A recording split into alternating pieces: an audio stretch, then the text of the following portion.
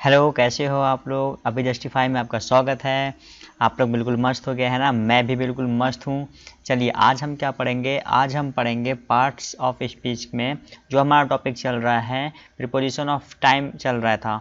हमने preposition of time, preposition of place समझ लिया। 2 पार्ट हमने कर रखा है। आज हमारा एक नया टॉपिक चल रहा है जो कि प्रीपोजिशन में ही है। यहाँ पर हम कुछ वर्ड्स का यूज देखेंगे कि किस तरीके से हम यूज करते हैं उन्हें। तो हमारा पहला टॉपिक है इसमें विथ। आइए देखते हैं। बेसिकली आप लोग को तो इसमें बिल्कुल कोई कन्फ्यूजन होता ही नहीं होगा क्योंकि हम जनरली विथ का यूज बहुत करते हैं, है ना। विथ का यूज हम करते हैं साथ, हिंदी में कहते हैं तो साथ वर्ड होता है ना, उसके लिए हम इसका यूज करते हैं। तो देखिए यहाँ पर मैं एक कन्फ्यूजन आप लोग का दूर करना चाहूँगा जो कि अगर इस तरीके का क्वेश्चन दे दिया जाता है तो एक कन्फ्यूजन क्रिएट कर देता है। देखिए यहाँ पर है, मैंने लिख रखा है instrument used by agent. Agent का मतलब कोई भी पर्सन, कोई भी एनिमल के थ्रू कोई भी अगर इंस्ट्रूमेंट का यूज किया जाता है तो इसके लिए हम किसका यूज करते हैं, विथ का यूज करते हैं। आइए फर्स्ट एग्जांपल देखते हैं। The ball was hit by the bat. ये देखिए देखने में बिल्कुल सही लग रहा है, कहीं कोई गलत नहीं लग रहा है, लेकिन ये रॉन्ग है क्योंकि यहाँ पर बाय का यूज किया गया है। आपको दिख रहा होगा ना क्यों। देखिए क्या होता है कि मैं कह रहा हूँ कि किसी भी एनिमल, पर्सन्स, किसी के भी थ्रू किसी ऑब्जेक्ट को यूज करते हैं जब ना, तो उसके साथ हम विथ का यूज करते हैं। बात क्लियर। अब देखिए नीचे वाला सेंटेंस में जो कि मेरा फर्स्ट था, मैंने कहा the ball was hit by the bat. अब देखिए बैट के थ्रू उस बॉल को हिट किया जाता है ना, मारा जाता है ऐसे, तभी तो बॉल दूर जाती है। तो बैट के थ्रू, लेकिन एक्चुअली में वो बैट कौन यूज कर रहा है, कोई पर्सन ही तो यूज कर रहा होगा ना। तो इसके लिए यहाँ पर बाय का यूज ना करके विथ का यूज किया जाएगा। सेकंड वाला सेंटेंस बिल्कुल सही है। मस्त कॉन्सेप्ट था, समझ में आया। बिल्कुल इजी है, इजी तरीके से हम चलेंगे। आओ आगे देखते हैं। टू और इनटू, ध्यान से समझिएगा इसे। मैं पहले ही कह रहा हूँ ध्यान से, बिल्कुल कॉन्सेंट्रेट होकर के। देखिए इसमें क्या है, टू और इनटू का यूज़ क्या करते हैं। मैंने यहाँ पर लिख रखा है क्या, एक मिनट ज़रा सा पेन यूज़ कर लूँ। यहाँ पर लिख रखा है मैंने फॉर थिंग्स इन मोशन। देखिए हम यहाँ पर क्या करते हैं, उन चीज़ों का यूज करते हैं। किन चीज़ों का, टू और इनटू का इस तरीके से यूज करते हैं जो चीज़ मोशन में होती है। ये रहा मोशन, तो मोशन में जो भी चीज़ यूज होगी उसके साथ टू और इनटू। अब कहाँ टू कहाँ इनटू, तो हमने कुछ पढ़ रखा है ना जहाँ पे हम ऑन का यूज करते हैं। मान लीजिए ये टेबल है, टेबल के ऊपर कोई सामान रखा है, तब तो हम ऑन का यूज करेंगे। लेकिन कोई सामान मान लीजिए इसके ऊपर से ऐसे यहाँ पर रखा है, मतलब कोई सामान ऐसे आ रहा है, तब तो हम किसका यूज करेंगे, टू का यूज करेंगे। इनटू का यूज कैसे करेंगे, आइए इसको भी देखते हैं, एग्जाम्पल के तौर समझते हैं, अच्छे समझ में आएगा। फर्स्ट एग्जाम्पल देखते हैं। Cat jump on the top of charts. अब देखिए यहाँ पर ऑन द, जब वो कैट जब जंप करी है तो वो जंप कर रही है तो वो एक मोशन के साथ आ रही है ना। तो मोशन के साथ है, देखने में तो लग रहा है यार बिल्कुल सही है कि ऑन का यूज किया गया है, लेकिन ये रॉन्ग है। ठीक है, यहाँ पर टू का यूज किया जाएगा। क्यों, क्योंकि वो कैट एक मोशंस के साथ आ रही है। बात क्लियर, समझ में आया। तो जहाँ पे हम नॉर्मल तरीके से ऑन का यूज करते हैं, जब वही ऑब्जेक्ट मोशन में होता है तो वहाँ पर टू का करते हैं। बात क्लियर। और सेकंड देखते हैं, यानी थर्ड देखते हैं। She drop the letter in the box. अब देखिए यहाँ पर क्या किया गया है, इन का यूज किया गया है। क्यों, क्योंकि हम बेसिकली हमने देख रखा है कि कोई भी ऑब्जेक्ट किसी के अंदर होता है तो हमने इन का यूज बिल्कुल अच्छे से पढ़ रखा है, वहाँ कन्फ्यूजन नहीं होनी चाहिए, है ना। इसी तरीके से यहाँ पर है, लेकिन कोई, अब मान लीजिए मैंने एग्जांपल दिया था इन वाले में, अगर पेन के अंदर रिफिल है ना तो वो स्टेबल है, वैसे पड़ी है, तो इसके साथ तो हम इन का यूज करेंगे। लेकिन यहाँ पर क्या हो रहा है, वो जो डाक खाने वाला जो वो बॉक्स होता है, उस बॉक्स के अंदर लेटर ऊपर से गिरेगा ना, यानी वो मोशन में गिरेगा। और जब मोशन के साथ कोई ऑब्जेक्ट किसी के अंदर जाता है तो इसे हम वहाँ पर इनटू का यूज करते हैं। जी बात क्लियर बिल्कुल, हाँ जी बिल्कुल क्लियर है ना। चलो आओ नेक्स्ट देखते हैं। ऑफ और ऑफ का यूज करते हैं।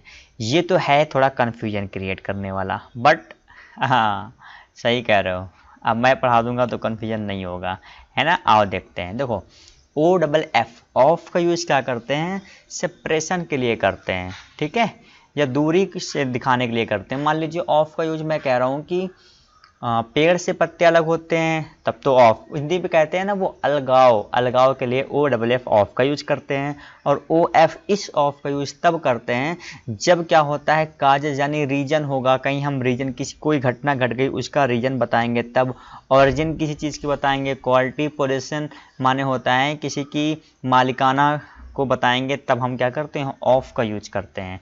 आइए देखते हैं यहाँ एग्जाम्पल में क्या दे रखा है, he puts off his coat. अब यहाँ देखिए ऑफ का यूज किया गया है, बताइए क्या ये सही है, बताइए जरा सा सोच के।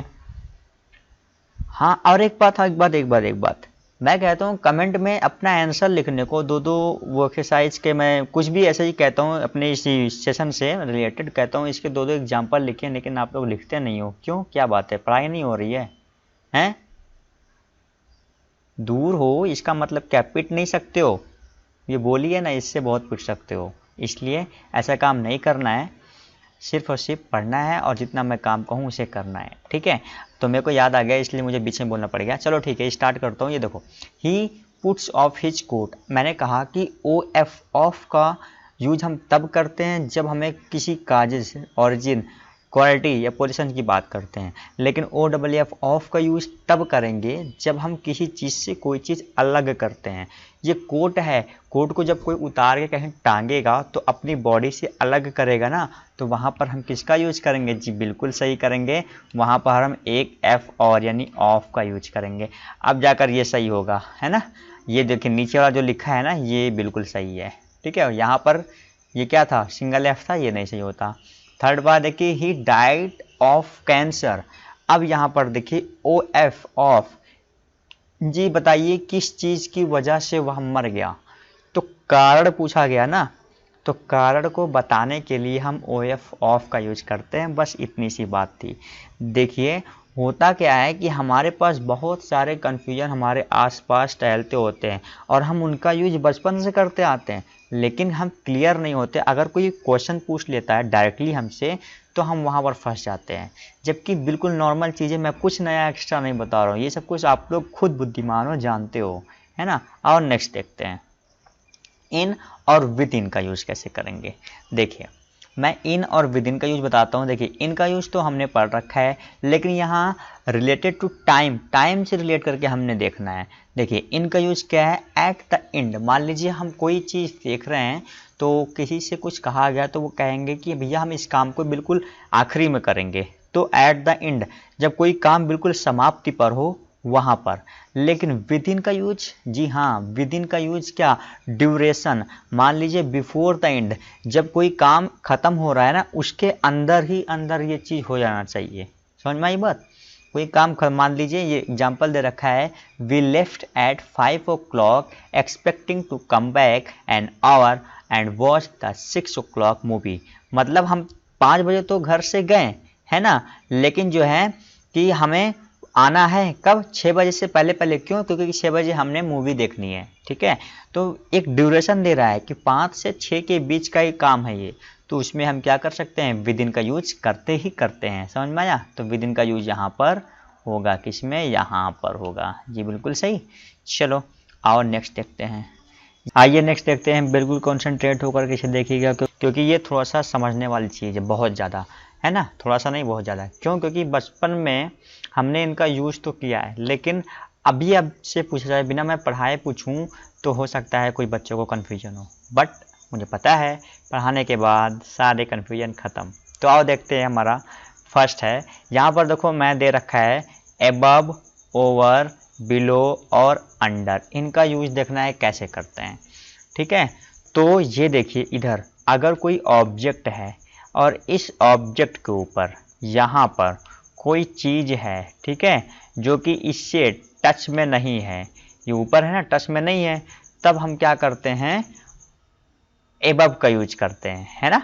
लेकिन अगर वही ऑब्जेक्ट इसी ऑब्जेक्ट से नीचे होता है तब हम किसका यूज करते हैं, किसका यूज करते हैं, बिलो का यूज करते हैं। बात क्लियर, क्लियर हो गया ना। तो एबव और बिलो का यूज समझ में आया, लेकिन वो ऑब्जेक्ट कैसा होगा, स्टेशनरी होगा, रुका हुआ होगा, तब हम इनका यूज करते हैं, है ना।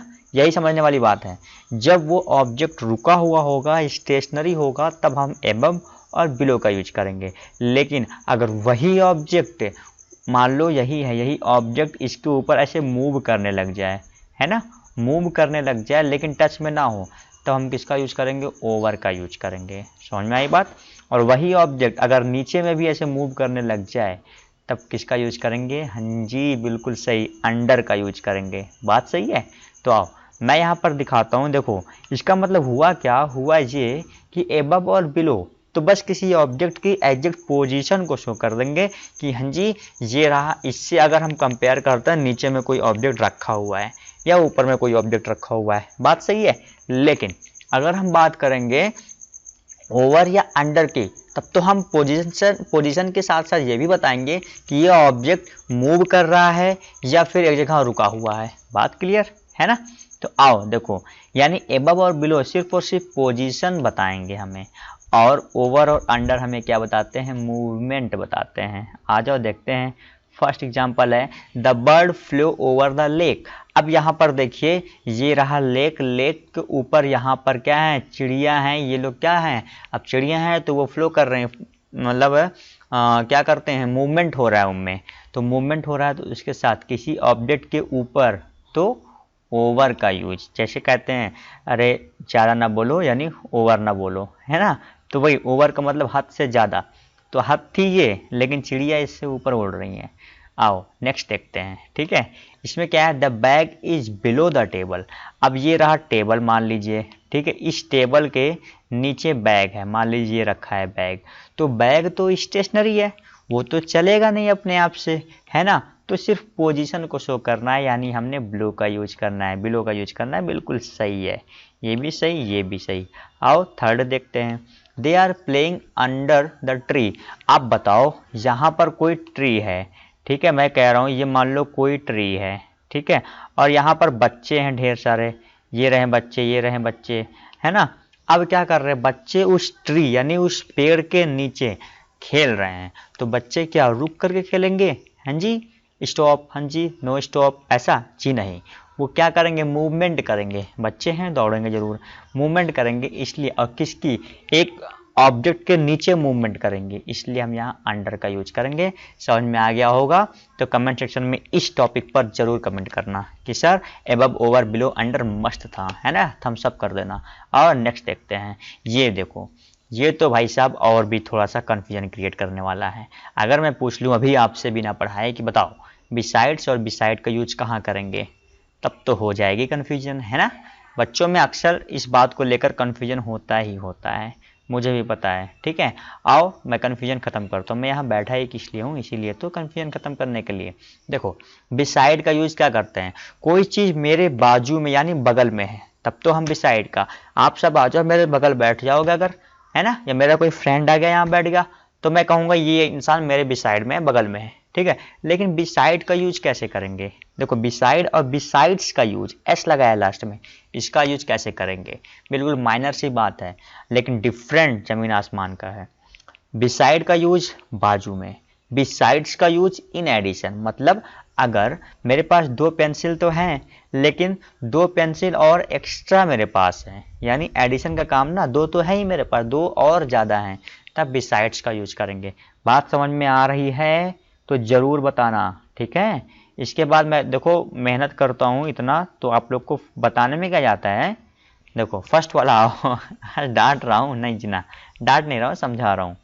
He sat beside the wall. अब देखो बिसाइड्स लगा है यहाँ पर, क्या ये सही है? ये देखो बिसाइड्स लगा है, तो बताओ वॉल के बगल में बिसाइड्स लगा है, बताओ क्या गलत है ना? क्योंकि बिसाइड्स का यूज तो एडिशन के सेंस में आता है, लेकिन बगल के सेंस में तो बिसाइड का यूज आता है।